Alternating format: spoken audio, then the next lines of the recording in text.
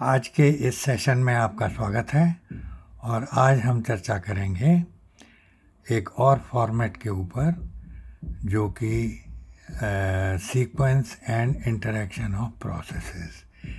ये clause number 4 से related format है और इसमें जो प्रोसेसेस का आपस में रिलेशनशिप है वो दर्शाया गया है। तो जैसा कि आप देख सकते हैं कि 14 प्रोसेसेस हैं ये जो है। मैंने एक एग्ज़ाम्पल के तौर पर एक कंस्ट्रक्शन कंपनी के प्रोसेसेस को यहाँ पकड़ा है और सबसे पहले तो ये है मार्केटिंग और फिर टेंडरिंग। तो मार्केटिंग में जो हम इंफॉर्मेशन कलेक्ट करते हैं उसके बाद टेंडरिंग का स्टेप आता है और फिर आती है हमारी प्रोजेक्ट प्लानिंग और फिर प्रोजेक्ट इम्प्लीमेंटेशन और फिर प्रोजेक्ट मॉनिटरिंग साथ साथ में, और परचेजिंग के लिए जो इंडेंट हैं वो भी प्रोजेक्ट से आते हैं।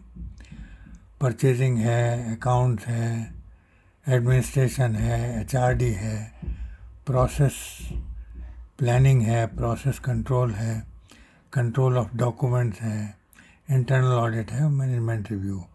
इस तरीके से ये 14 प्रोसेस लिए हैं और इनको वर्टिकली और हॉरिजॉन्टली दोनों तरीके से ले लिया है।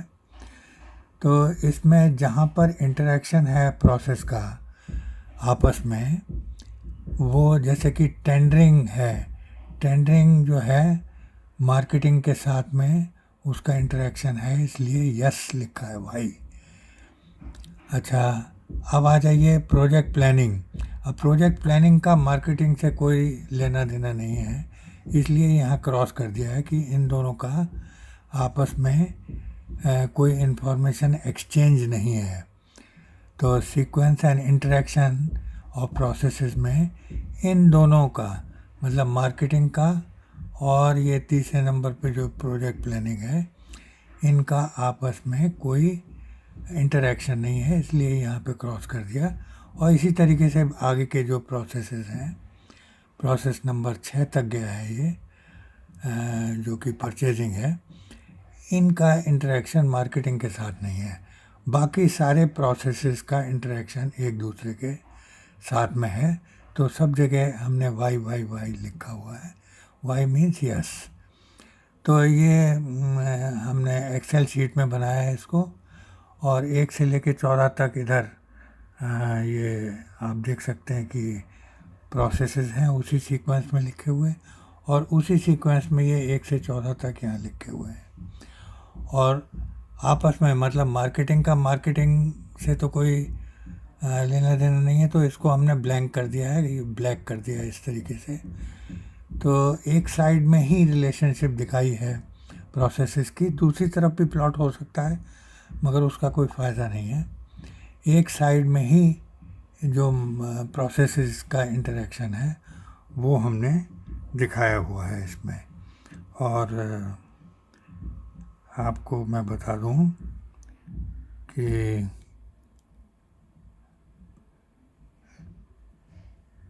जो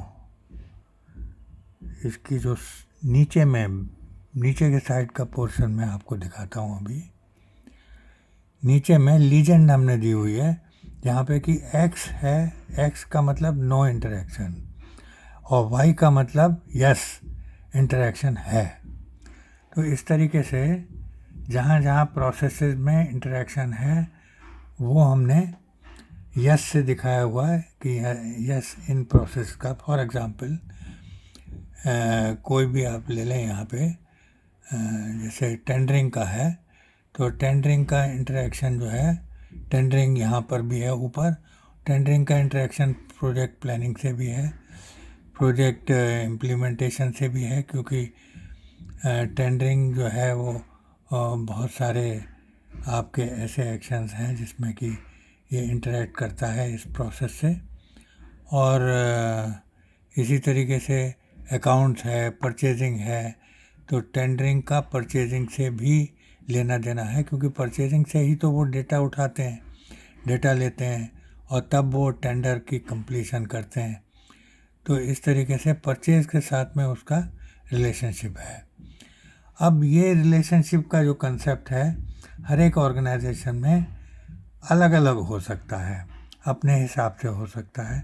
तो ये ज़रूरी नहीं है कि आप इसी तरीके से इसको दिखाएं, मगर एक मैंने पैटर्न बताया कि इस तरीके से इसको बनाया जा सकता है। तो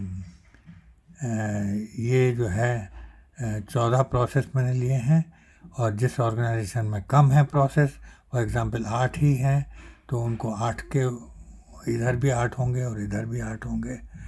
तो इस तरीके से इनको प्लॉट किया जाएगा, और ये आपस में इंटरेक्शन इनका पता लगता है इनसे कि कौन सा प्रोसेस किसके साथ इंटरेक्ट कर रहा है और कहाँ पर इंटरेक्शन नहीं है।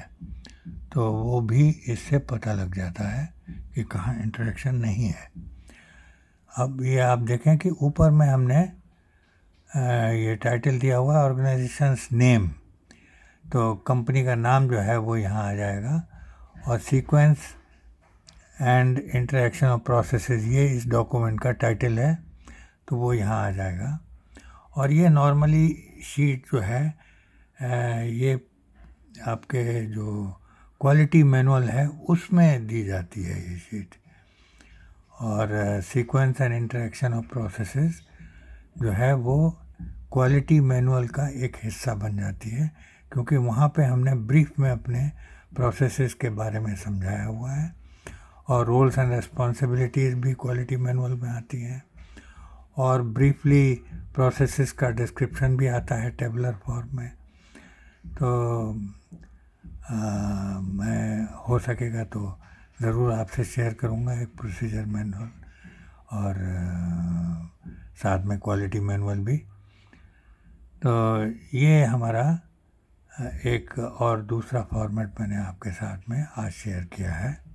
उम्मीद है आपको इससे कुछ मदद मिलेगी, और अगर इसमें समझने में कोई दिक्कत है, कोई प्रॉब्लम है, तो आप इस फॉर्मेट का जो वीडियो है उसके नीचे में अपना जो भी डाउट है, क्वेश्चन है, वो लिख दीजिए, और मैं आपको उसका क्लैरिफिकेशन दे दूँगा।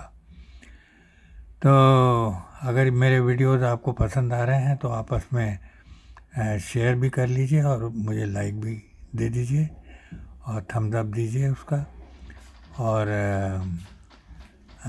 अगर मेरे चैनल को आपने सब्सक्राइब अभी तक नहीं किया है तो मैं रिक्वेस्ट करूँगा आपसे कि मेरे चैनल को भी सब्सक्राइब कर दें, और जैसे ही मैं वीडियो लोड करूँगा तो इन्फॉर्मेशन, और बेल आइकॉन को दबा दें। बेल आइकॉन को दबाने से ये है कि इन्फॉर्मेशन तुरंत आपके पास पहुँचेगी।